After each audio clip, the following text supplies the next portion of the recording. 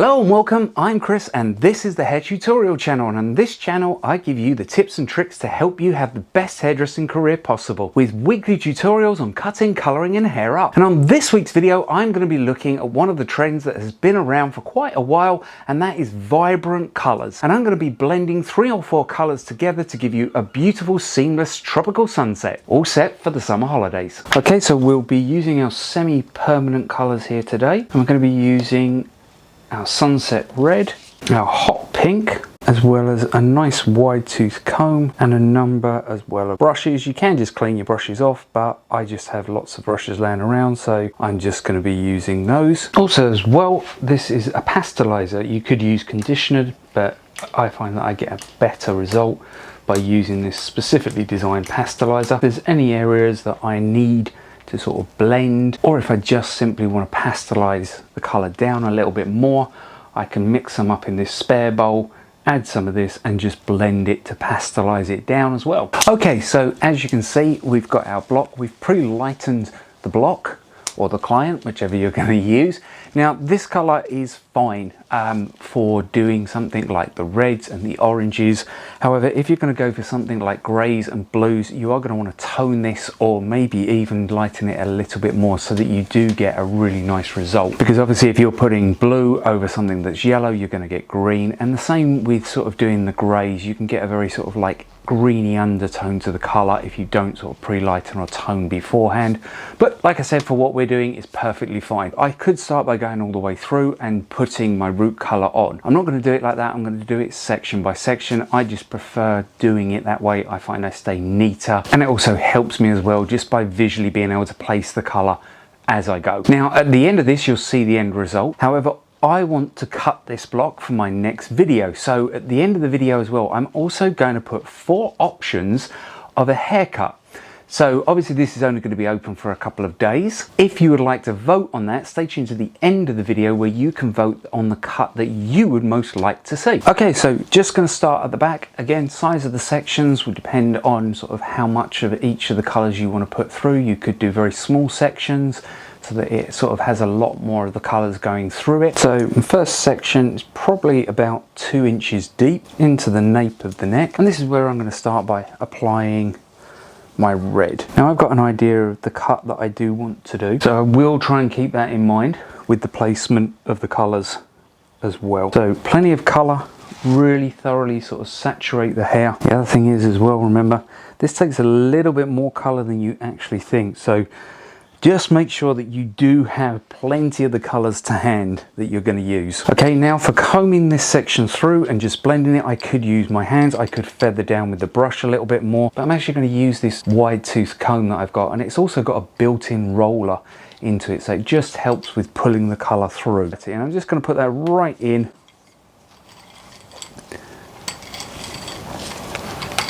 And just roll that down, and you can see it already begins to pull it through and just break up that line. So now I'm going to go in with my orange. So again, same sort of thing. Okay, and just blending it in,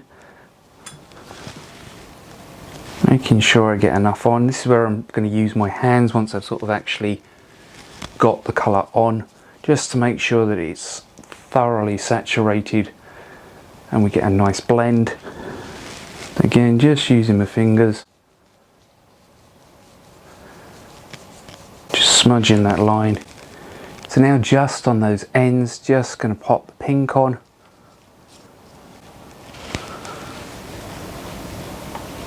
Again, just feathering that with the brush, and then I'm going to use my fingers just again to make sure that it's thoroughly saturated and covered. So now it's a simple process. That's all we're going to do. The next section I'll break into obviously 2, because it would be silly to do it in 1, and I want a little bit of variety. I might even break it into 3 and do exactly the same thing. Now over this you could place some cling film or cotton wool if you're worried about it. So again, just popping my red on, making sure I apply plenty of colour.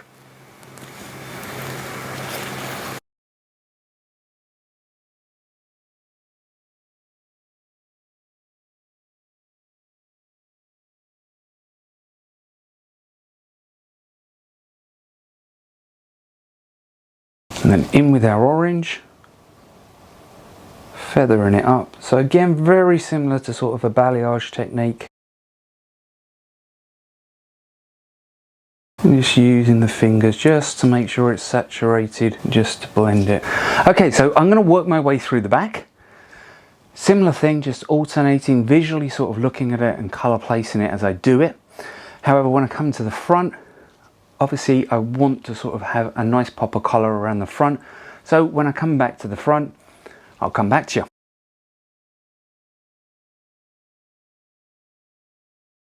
Okay, so now onto the front, and like I said, similar thing on the front. However, I am going to be coming just on this section at a back diagonal.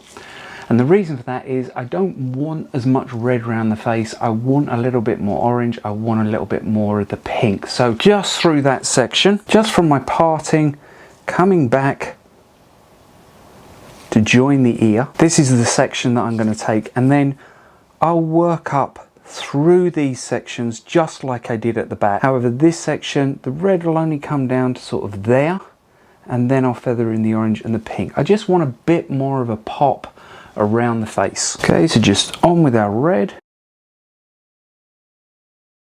Get our large comb, just pull that through.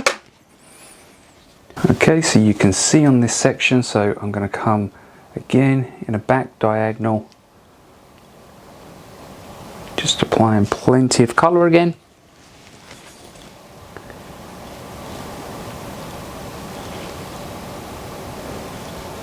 Using my fingers. This is more actually to sort of do with getting the colour all the way through in this instance than it is to actually sort of do with the blending. And then just around this front bit, like I said, a nice big pop of pink. I would suggest matching it on the other side first, and then again just work up these sections just as you did at the back, blending the colours through and just having a look at where it lies and the placement that you want. And then we'll see the finished result.